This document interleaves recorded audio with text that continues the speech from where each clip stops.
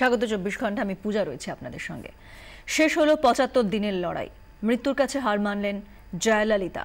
গতকাল রাত 11:30টায় চেন্নাইয়ের অ্যাপোলো হাসপাতালে প্রয়াত হন তিনি। 22শে সেপ্টেম্বর হাসপাতালে ভর্তি হন তামিলনাড়ুর মুখ্যমন্ত্রী। ক্রমশ সুস্থ হয়ে উঠছিলেন।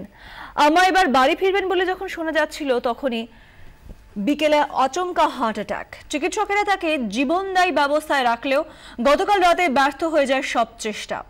রাতেই পয়েজ গার্ডেনের বাড়িতে আমার দেহ নিয়ে যাওয়া হয়। সাধারণ মানুষকে শেষ শ্রদ্ধা জানানোর সুযোগ দিতে আজ চেন্নাইয়ের রাজজি হলে শায়িত থাকবে মরদেহ।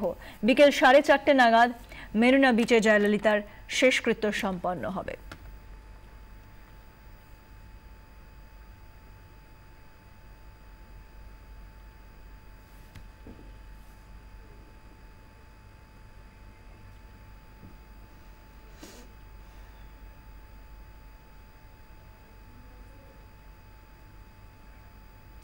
আমার মৃত্যুর খবর ছড়িয়ে পড়তেই এডিএমকের কর্মী সমর্থকদের মধ্যে নেমে আসে শোকের ছায়া। হাসপাতালের সামনেই কান্নায় ভেঙে পড়েন তারা। অ্যাপোলো থেকে পয়েজ গার্ডেনের বাড়িতে যখন মরদেহ নিয়ে যাওয়া হয়, তখন মধ্যরাত।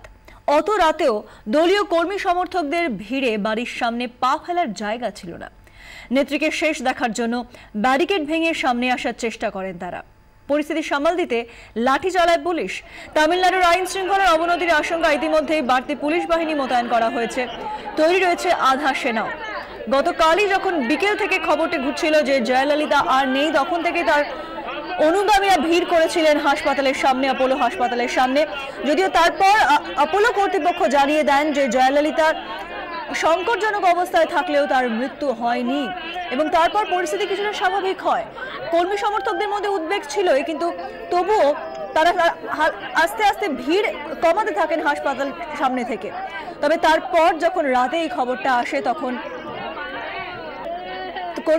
তার যে অনুগামীরা তারা হাসপাতালের সামনে ভিড় জমান এবং শেষবারের জন্য তাকে শ্রদ্ধা জানাতে অগণিত ভক্তের ঢল নামে হাসপাতাল চত্বরে। তারপর তার বাড়িতে নিয়ে যাওয়া হয়, পয়েজ গার্ডেনের বাড়িতে যখন দেহ নিয়ে যাওয়া হয়, সেখানে অগণিত ভক্ত জয়ললিতার তারা ভিড় করেছিলেন এবং প্রচুর মানুষজন জয়ললিতাকে শেষবারের জন্য শ্রদ্ধা জানাতে, শেষবারে দেখতে সেখানে উপস্থিত হয়েছিলেন। এবং চেন্নাই জুড়ে এখন বিশাল পুলিশ বাহিনী মোতায়েন করা হয়েছে। এবং শুধুমাত্র চেন্নাই নয়, দক্ষিণ ভারতের বিভিন্ন জায়গায় সেখানে শোকের ছায়া। কোয়েম্বাটোর, রামেশ্বরম এবং বিভিন্ন জায়গায়, দক্ষিণ ভারত জুড়ে বিভিন্ন জায়গায় সেখানে মানুষজন তারা শোকে ভেঙে পড়েছেন। শোকের ছায়া দক্ষিণ ভারত জুড়ে। চেন্নাইতে তো ইতিমধ্যেই 7 দিনের রাষ্ট্রীয় শোকের কথা বলা হয়েছে। অন্যান্য জায়গাতেও আপনারা দেখতে পাচ্ছেন এই মুহূর্তে 24 ঘন্টার পর্দায় দোকানপাট বন্ধ, স্কুল বন্ধ। 3 দিনের জন্য স্কুল ইতিমধ্যেই বন্ধের ঘোষণা করা হয়েছে চেন্নাইতে। এবং এর পাশাপাশি দক্ষিণ ভারতের বিভিন্ন জায়গায়, রামেশ্বরম, কোয়েম্বাটোর এছাড়া আরও বিভিন্ন জায়গায় সেখানে আজ সকাল থেকেই দোকানপাট বন্ধ, রাস্তাঘাট খালি।